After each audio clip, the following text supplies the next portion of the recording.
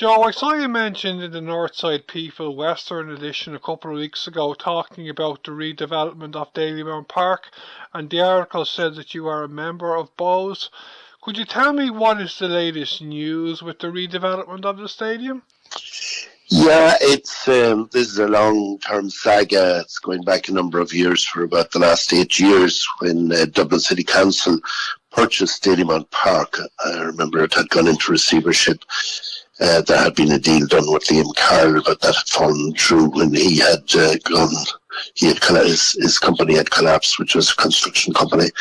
And then Dublin City Council purchased the Dalymount Park, but purchased it for Bohemians, essentially, and for the wider community as well, so that it would be developed as...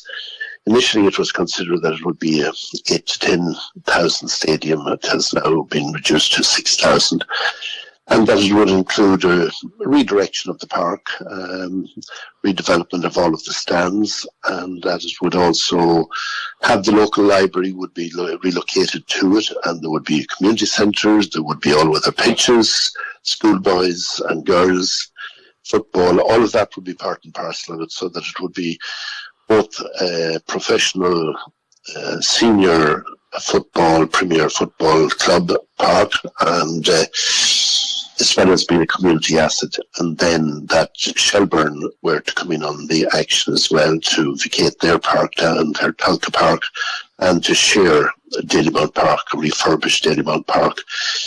And the idea then was that Dalymount Park would also host a lot of underage internationals, like under 20s, under 21, women's football international as well. In other words, games that would not go to the Aviva Stadium would be played in Dalymount Park. So unfortunately, then it sort of dragged on. It was in a limbo situation, didn't make much progress. And money had been looked for. The change in the cost of it had escalated very considerably.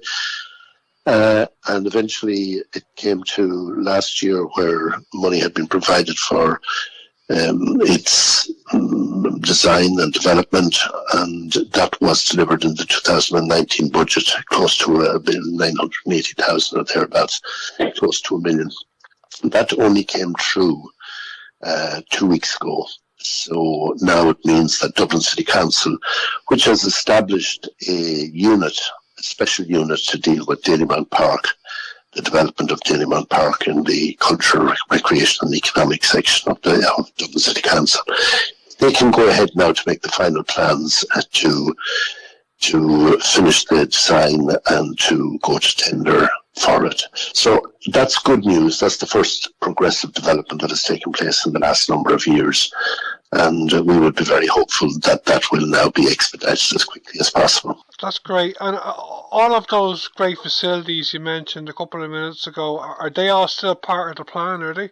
Yeah, they're all still part of the plan. The only, I suppose, reduction so far is that it had come down from its original 10,000 to 6,000, so that would be a step down in the size of it, but obviously that would be sufficient for most games. Interesting enough now, Bohemians, I'm a member of Bohemians, and Bohemians has been a club that has always been owned by its members until Dublin City Council purchased it, but Dublin City Council has purchased it for, as a non-profit making exercise, and they are anxious to see it developing without putting any burden on Bohemians. But it is one that has always been owned, so there's no big money coming into it.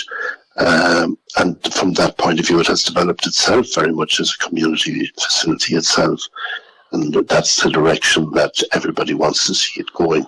So now, with the extra space, it will allow full houses. Now, last year was tremendous in that every single home game had a full house, and that's approximately 3,500. So this will allow us, hopefully when this is done, will allow us to pretty much double that number. And obviously it means that we can we can market it to a wider audience even as well. And of course, there is now a huge development in relation to women's football and in relation to underage training and so on. And all of that will be part and parcel of the club going forward.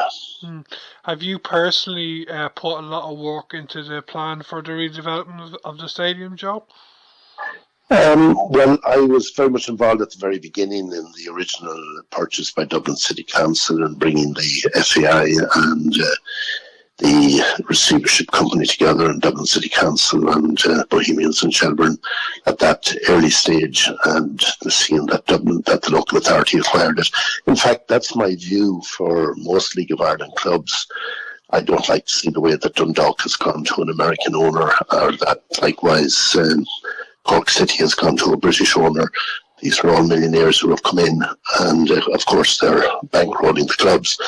But to my mind, if the club was owned by the local authority, in the same way as South County Dublin local authority owns Shamrock Rovers grounds out in Tala, the local authority could more or less maintain the club and deal with all the maintenance items, and the club itself could then concentrate on playing football and making a go of that, because League of Ireland clubs traditionally have been very much operating on a shoestring all the time, and they found it difficult at times to make ends meet. So I'd like to see that sort of approach brought to football.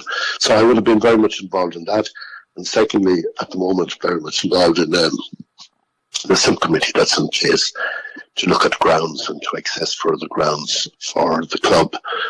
Share grounds, not to purchase, but to share and to lease, so that as the club expands, that we would have access to the various grounds around about the north side of the city. Okay, and can you tell me who else has put a lot of work into the plans for the redevelopment, Joe? Well, the club itself now, there's new general manager, Daniel Lambert, who has certainly been very instrumental in doing it, and indeed the whole Lambert family have been very much involved. But and the club chairman, Chris O'Brien, but in general, there's an executive that have been pushing it very strongly.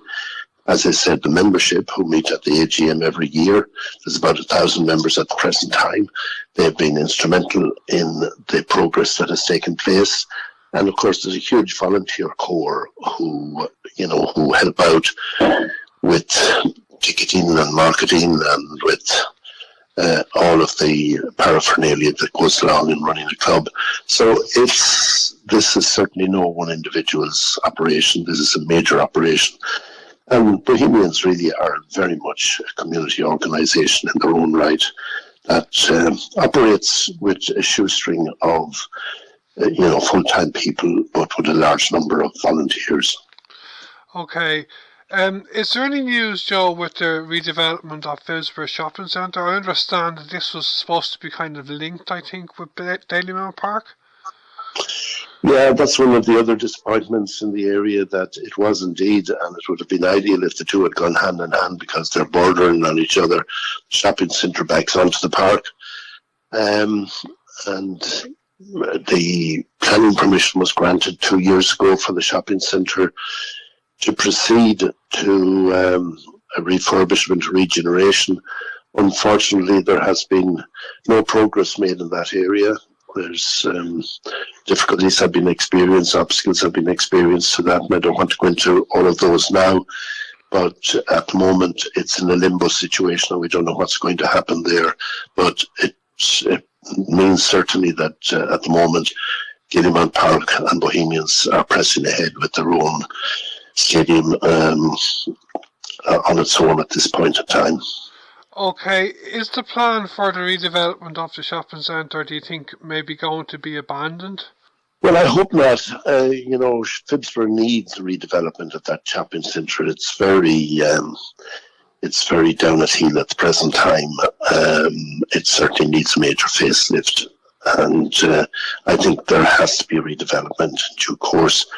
How long it takes is the question, but I would be very anxious to see the redevelopment to take place. There is planning permission now, so it's not something that could start in the morning, once they'd overcome the obstacles to the development. And let's hope that that does happen before too long. I mean, if common sense operates, then it should, but at the moment it's not moving forward. Okay, we won't go into the various parties dispute who are arguing about it. But is there any other news with yourselves in the Dublin City Council at the moment, Joe? And any other work you're involved in you want to tell our listeners about? Yeah, well, there's always something happening in the Dublin City Council. It's an active area in the whole city of, the inner city of more than 500,000, about 600,000 people. That's it's all happening there. I suppose one of the interesting things on the North Circular Road, Dublin City Council has recently purchased the Sean O'Casey home there. He's one of our great playwrights and writers who has been neglected, and he lived in 422 North Circular Road, where he wrote some of his best work. In the early 1920s, which is just 100 years ago now. So Dublin City Council only acquired it there, I think just at the beginning of this month or at the end of last month. And we'd like to see it developed as a community stroke cultural arts centre in honour of the man that would house some of his works and would be an attraction to people coming from far and near who might be students of Sean O'Casey, as well as being a venue for young writers here in Ireland. So there's a large campaign going forward that's really headed by the President's wife, Sabina Higgins, and that's anxious to move on now with its development. We discussed at the area committee there last Tuesday. We unanimously support that it would be developed for that purpose. And it's going to the City Council meeting on Monday, so hopefully we will get an agreement on that, and then we can see about funding and how that might be achieved. That's great news. And you mentioned another issue to me before the interview with the traders or something. Oh, the street traders, yeah. Yes, that's something that is that's come to a head at the present time. As you know, every Christmas, Henry Street has traders that are called the Henry Street Traders, and their Christmas trading, it takes place. It's very colourful. It's for the month of December, when a certain number, I think there's about 60 traders with licences, and they establish stalls in the street. Now, their stalls comes under the auspices of Dublin City Council. Dublin City Council has actually provided the stalls. They erect the stalls. They provide the casual trading licences for the traders that are involved. And we have a committee. I'm a member of a committee with the traders that regulates it. We work with the guards, we work with Dublin City Council and all the rest of it. So this year we've been meeting for the last number of months, and we've been trying to plan how we can manage to open up during the Christmas period, considering the COVID-19 and the restrictions. Obviously nothing could be done under level 5 because that's too intense. But we're hoping that at the end of level 5, which is due to come to the lockdown period, come to an end at the end of this month, at the beginning of next month, that will be reduced to level 3 or level 2, and that would allow the trading to continue, because trading is intended that all the shops will be open in Henry Street. And of course, the Henry Street traders are operating out in the open air. But however, on the 11th of the month, there last Wednesday, at our meeting, the casual trading section informed us that a decision had been made at the highest level of Dublin City Council that we would not reopen, or that the Henry Street traders would not open this year. So we're very disappointed with that, because we felt that work could be done to provide safe distancing, to provide sanitisers, and to have all necessary compliance put in place. But unfortunately, at the moment, that's where we stand. Okay, Joe, is there any news since I last spoke to you about the house maintenance department in Dublin City Council in your area? I spoke to you just during the last general election, and I asked you about that. There's a huge shortage of staff in house maintenance across Dublin City Council, I believe, and the waiting list for tenants for getting repairs done on the house is unbelievably long. Is there any news on that, do you know?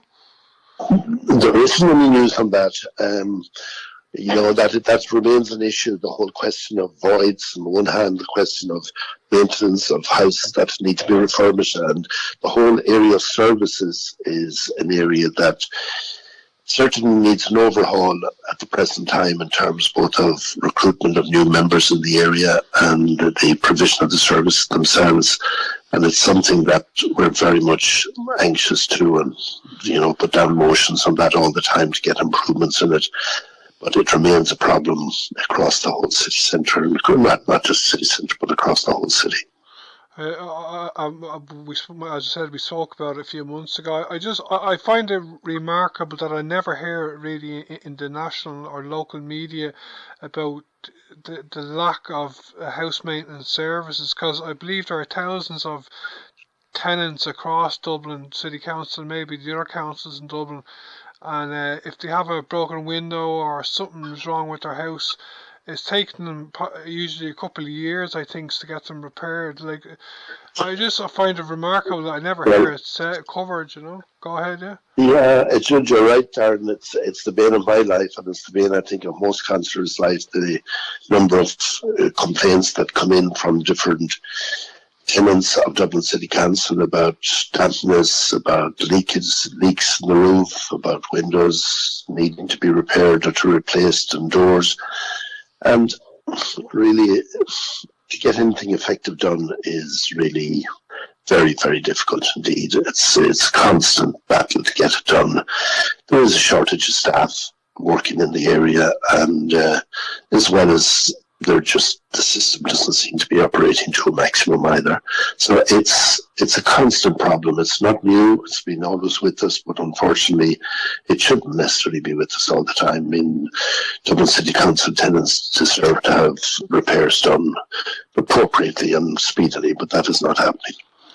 It seems to me, from what I've heard, that Dublin City Council are in the process of eventually privatising house maintenance, because I've heard that the staff who work in house maintenance, when they retire, and this has happened for a good few years, when they retire, they aren't being replaced, you know.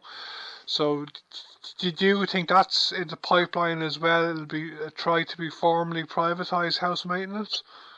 Well, there's quite a bit of that all right going on. Say, for example, if a house becomes available and has to be re-tenanted, generally what to do is to put out a contract and bring in a private company to deal with it, to clean out the house and prepare it for the next tenant. But for smaller jobs, I don't think you can privatise that entirely. I mean, where you're fixing a window or you're fixing a door. You can't do that. I mean, there will always be a staff that would be required to just be on call to do that sort of work. It's to have enough people there doing it and to be able to do it speedily, which we're missing. So there's two elements to it. There is the level that I feel like has been privatised, where the job is somewhat bigger, but the small jobs, that's really what I'd like to be able to do, that you'll be able to get people to, if there's a leak in the roof, to get somebody out straight away to do it. If there's a door to be replaced, if there's a window that's broken. All of these are something that really affect people's lives. And when they go on for a long period of time, they can be very problematic. And did you hear this issue being raised by your fellow councillors in Labour across Dublin City Council and the other parties as well? All the time, yeah. All the time. Maintenance is a constant bone of contention with all councillors and with all tenants. You know, everybody will say it's just not operating properly.